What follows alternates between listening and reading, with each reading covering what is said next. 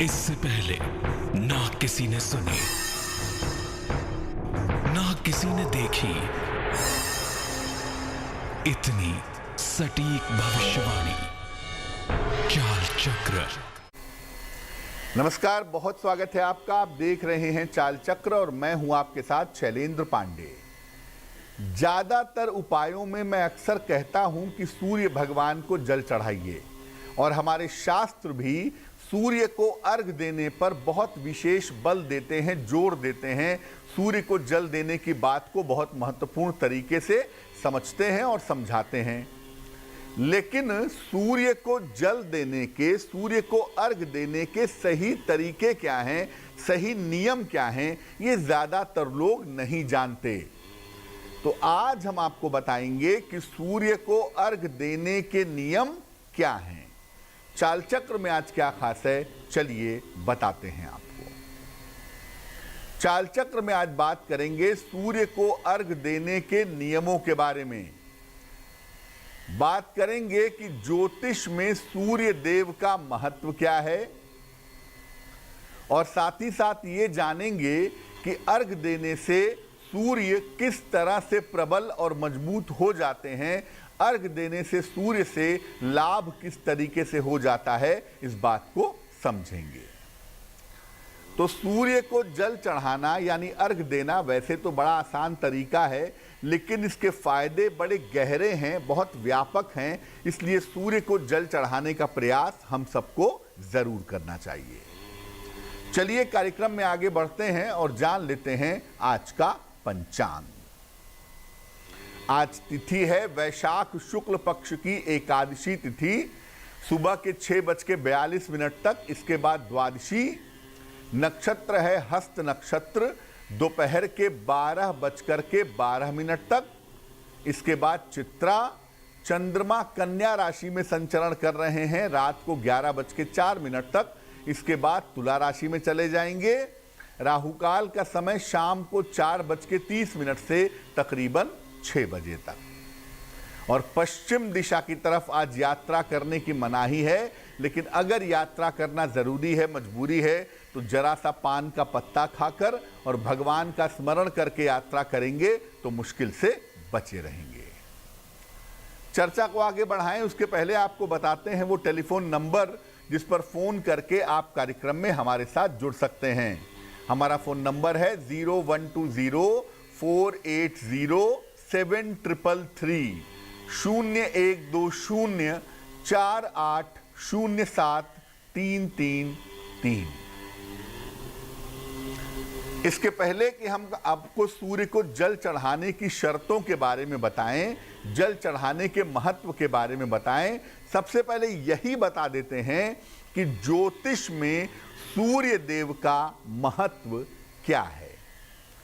देखिए, समस्त सृष्टि के ऊर्जा का और प्रकाश का जो कारण है वो सूर्य ही है। ये स्वास्थ्य को नियंत्रित करता है, खासतौर से आंखों को, पेट को और हड्डियों को।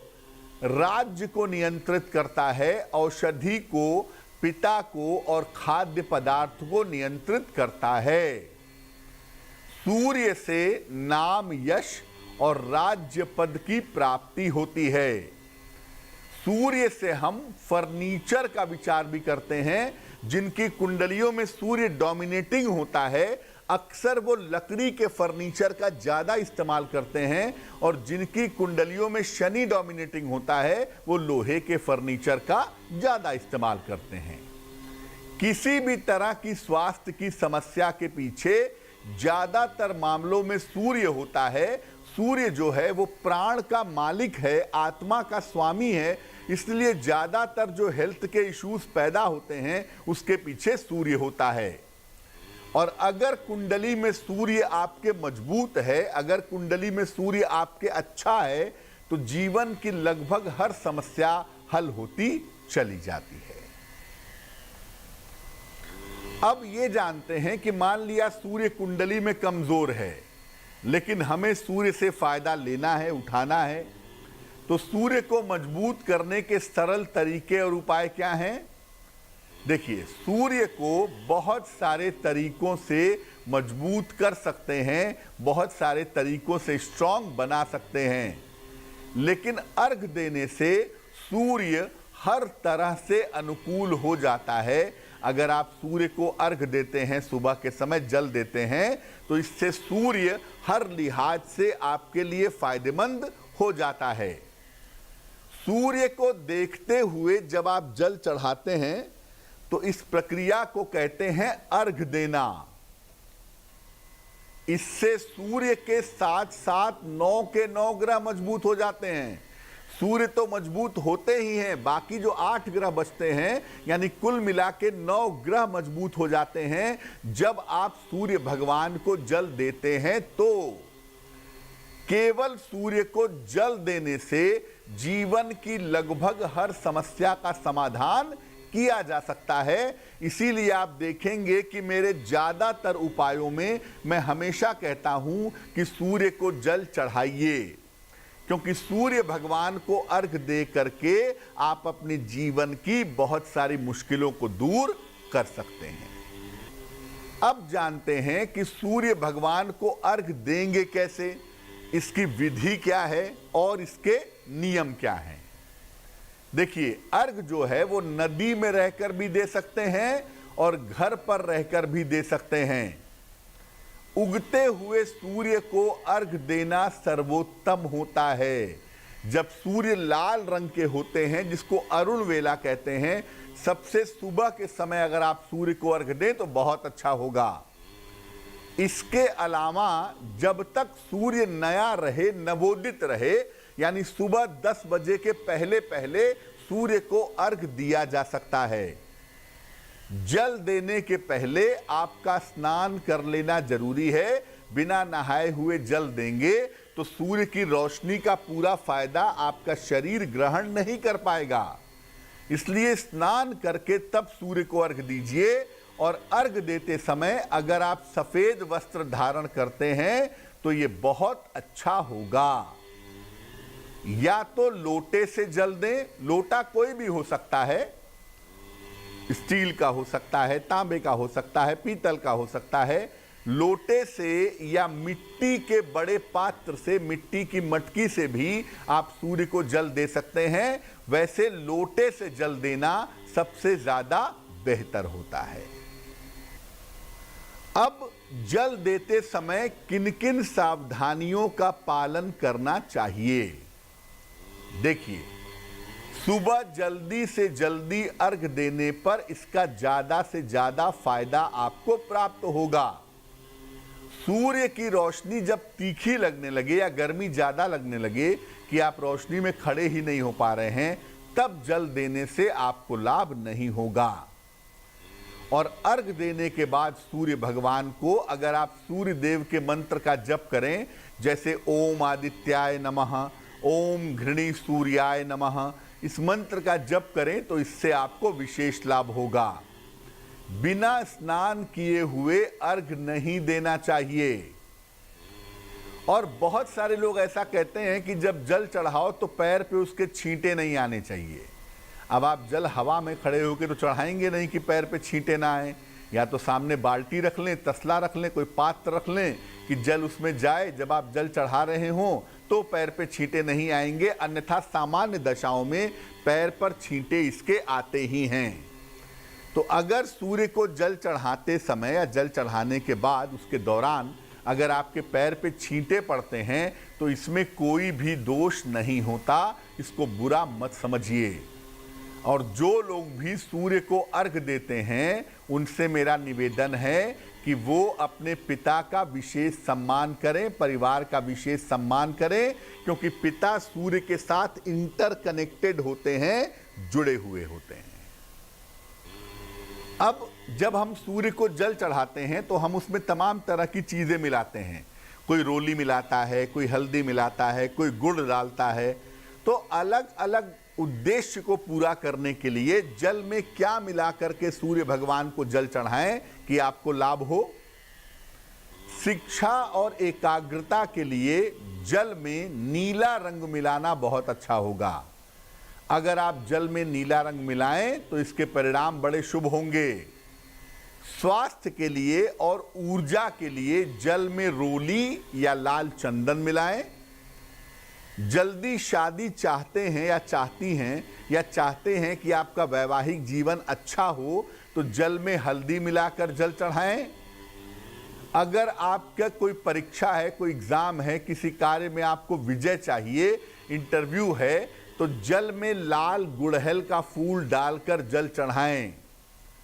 पितरों की अगर बाधा है या पितरों की तर्पण करना चाहते हैं तो जल में तिल और अक्षत मिलाकर जल चढ़ाएं।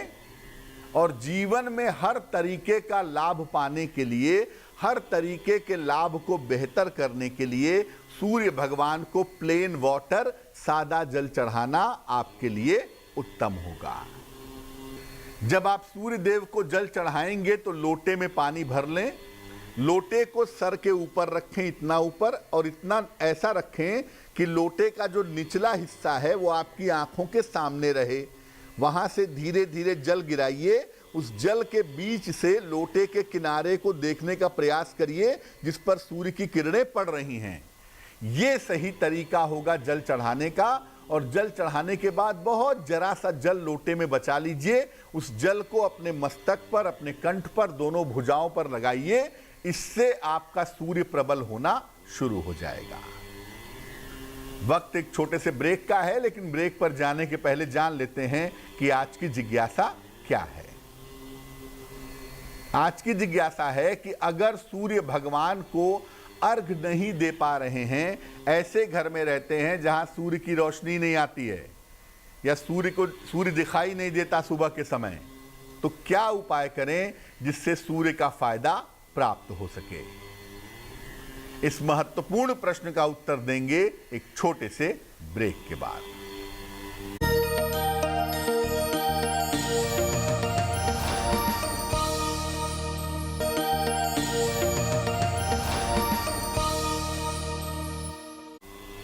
स्वागत है आपका ब्रेक के बाद। ब्रेक पर जाने के पहले हम सूर्य को अर्घ देने के नियमों के बारे में बात कर रहे थे।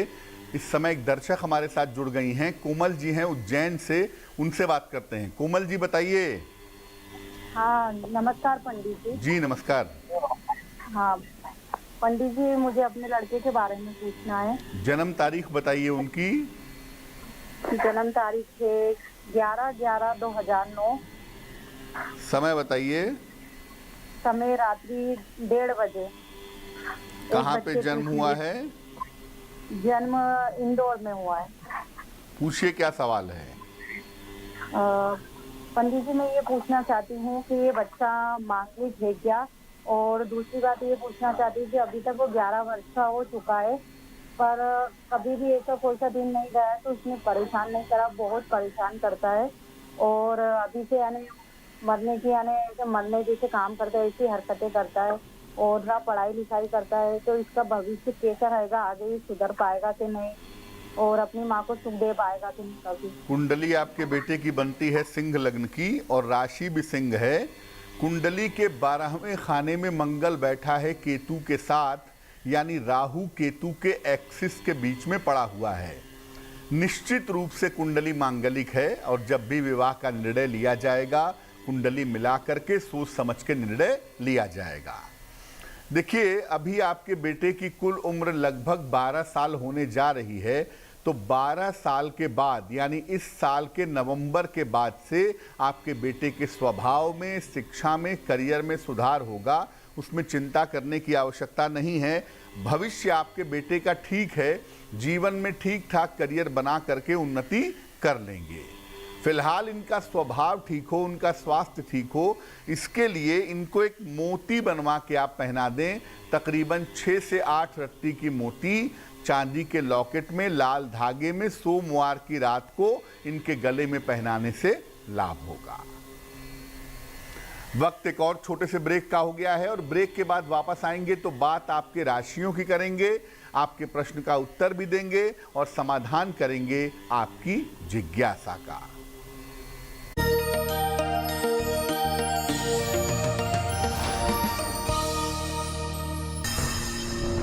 इससे पहले ना किसी ने सुनी, ना किसी ने देखी, इतनी सटीक भविष्यवाणी। चाल चक्र। स्वागत है आपका ब्रेक के बाद। ब्रेक पर जाने के पहले हम आपके प्रश्न के उत्तर दे रहे थे और आपको बता रहे थे सूर्य भगवान को अर्घ देने के नियम क्या हैं। अब हम बात करेंगे आपके राशियों की, आपके प्रश्न का उत्तर भी देंगे, लेकिन उसके पहले स्वस्थ रहने के सरल उपाय निरोगी भव में। अगर आप वाणी को अच्छा और मधुर बनाना चाहते हैं तो नियमित रूप से केवल पान का पत्ता चबाइए। पान में कत्था, चूना, सुपारी डलवाकर मत चबाइए। केवल पान का पत्ता धो करके सादा पान का पत्ता अगर चबाएं तो इससे गला खुलता है, वाणी मधुर होती है। चलिए राशियों के सिलसिले की शुरुआत करते हैं। सबसे पहले मेष राशि। मेष राशि, स्वास्थ्य का ध्यान रखें।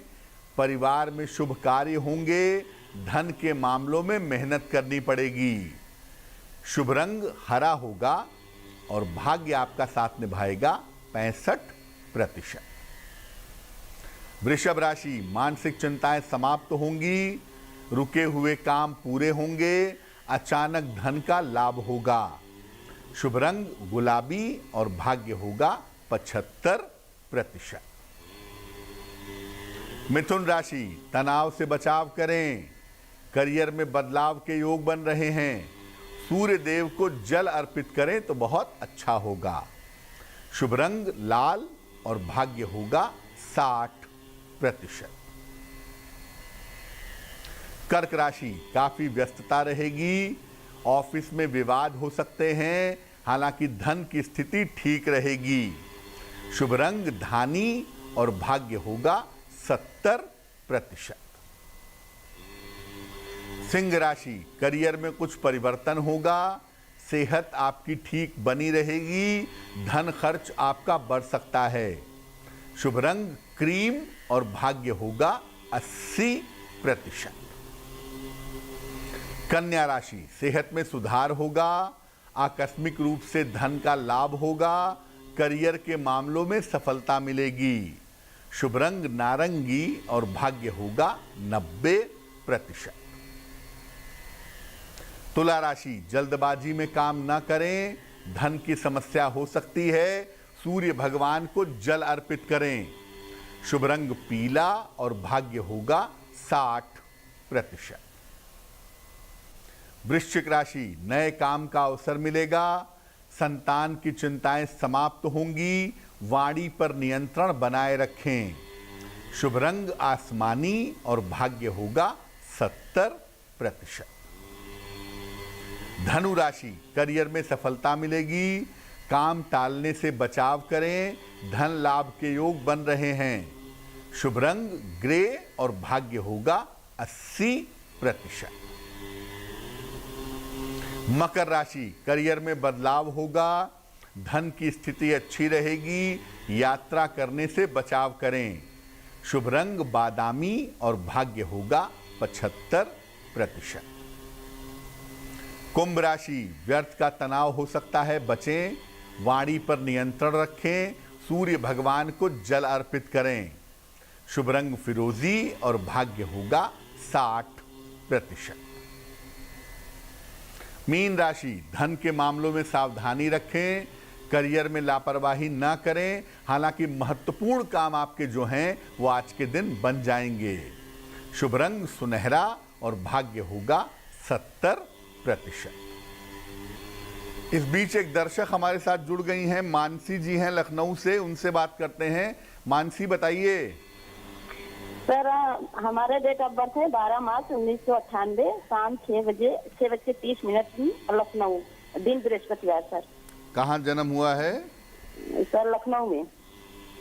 अब पूछिए, क्या प्रश्न है आपका? सर, करियर के बारे में पूछना चाहते हैं। गवर्नमेंट जॉब कब लगेगी? सर, हमने जो है ग्रेजुएशन किया है इंग्लिश और होम साइंस से, और बीएड अब लास्ट ईयर है सर हमारा। कुंडली आपकी बनती है कन्या लग्न की और आपकी राशि बनती है सिंह। जो आपने बीएड किया है, शिक्षा क्षेत्र में जाने के बारे में आप सोच रही हैं, ये आपका निर्णय बिल्कुल ठीक है। शिक्षा क्षेत्र में आपको गवर्नमेंट जॉब मिलने की संभावना दिख रही है। सरकारी नौकरी मिलने की संभावना इस कुंडली में 2023 में ज़्यादा प्रबल रूप से दिखाई दे रही है। तो 2023 में आप गवर्नमेंट जॉब पा सकेंगी, ये संभावना इस कुंडली में प्रबल है। क्या करना चाहिए? देखिए, आप नित्य प्रातः सूर्य भगवान को जल चढ़ाइए और रोज सवेरे एक बार आदित्य हृदय स्तोत्र इसका अगर आप पाठ करें तो आपके लिए बहुत अच्छा रहेगा। इस बीच एक दर्शक जुड़ रही हैं हमारे साथ, विमला जी हैं ऊना से, उनसे बात करते हैं। बताइए। हाँ जी, नमस्कार पंडित जी। जी नमस्कार। मैं दो बेटे के बारे में पूछा था ना, एक गगनदीप, एक रजत कुमार। एक के बारे में पूछिए, गगनदीप के बारे में पूछिए। गगनदीप के बारे में पूछिए भी नो, काम क्या करना चाहिए। जन्म तारीख बताइए उनकी। 24 अक्टूबर 9:10 कौन से साल में? 1993 पंडित जी। और समय क्या है? सुबह के 9:45 से लेकर 10 बजे तक। कहाँ जन्म हुआ है? ऊना में। जी, अब पूछिए क्या प्रश्न है, क्या जानना चाहती हैं? ये कम में जब आ रहे भी कोई टेंशन भी क्या काम कर रहा है पंडित जी। कुंडली जो आपके बेटे की बनती है, ये बनती है वृश्चिक लग्न की और राशि बनती है मकर राशि। महादशा इनकी बृहस्पति की चल रही है और अंतरदशा इस समय बुध की चल रही है। कुंडली के हिसाब से एक तो मुझे लगता है कि जन्म स्थान से थोड़ा दूर जाना पड़ेगा इनको। ऊना से स्थान परिवर्तन करके रहेंगे हिमाचल में ही, लेकिन किसी और जगह पे जाना इनको पड़ सकता है, पहली बात। दूसरी बात यह है कि अगर ये जमीन से संबंधित, लोहे या मशीनरी से संबंधित या खाने पीने की चीज़ों से संबंधित व्यवसाय करें तो इनके लिए बहुत शुभ रहेगा। फिलहाल आप इनको एक मोती बनवा के पहना दें, 10-12 रत्ती की मोती चांदी की अंगूठी में, दाहिने हाथ की सबसे छोटी उंगली में, सोमवार की रात को मोती पहनाने से लाभ होगा। चलिए अब बात कर लेते हैं उनकी जिनका है आज जन्मदिन। जिन लोगों का जन्मदिन है उन्हें हम सबकी तरफ से जन्मदिन की हार्दिक शुभकामनाएं। आने वाले वर्ष में आपके तमाम रुके हुए काम पूरे होंगे, करियर और धन की समस्याएं समाप्त होंगी, स्थान परिवर्तन और विदेश यात्रा के योग भी बन रहे हैं। जो लोग अविवाहित हैं उनका विवाह इस साल निश्चित रूप से हो सकता है। क्या करेंगे? पूरे साल भर गणपति मंत्र का अगर आप जप करें तो आपके लिए बहुत अच्छा होगा। चलिए अब जान लेते हैं आज की जिज्ञासा और इसका समाधान। आज की जिज्ञासा है कि अगर किसी कारण से सूर्य को जल नहीं दे पा रहे, सूर्य की रोशनी नहीं आती या ऐसे घर में रहते हैं जहां सूर्य नहीं दिखता, तो क्या करेंगे? दिन में कम से कम कुछ देर सूर्य की रोशनी में पीठ करके बैठिए, प्रातः 108 बार गायत्री मंत्र का जप करिए, एक तांबे का छल्ला या तांबे का कड़ा धारण करिए, तो सूर्य को अर्घ नहीं देंगे तो भी सूर्य का वरदान आपको प्राप्त होगा। चलिए अब जान लेते हैं शुभ पहर का महत्वपूर्ण समय क्या है। आज का शुभ पहर है शाम को 6 बजे से 7:30 तक। इस समय में हनुमान चालीसा का पाठ करें। ऐसा करने से आपके नाम और आपके यश में वृद्धि होगी, लेकिन करेंगे शुभ पहर में ही, और वो समय होगा शाम को 6 बजे से 7:30 के बीच में। तो आज के लिए चाल चक्र में बस इतना ही। स्वस्थ रहिए, प्रसन्न रहिए, अपना बहुत ध्यान रखिए। मुझे दीजिए इजाजत और आगे जरूर देखिए रिश्तों की कहानी संजय सिन्हा के साथ। नमस्कार।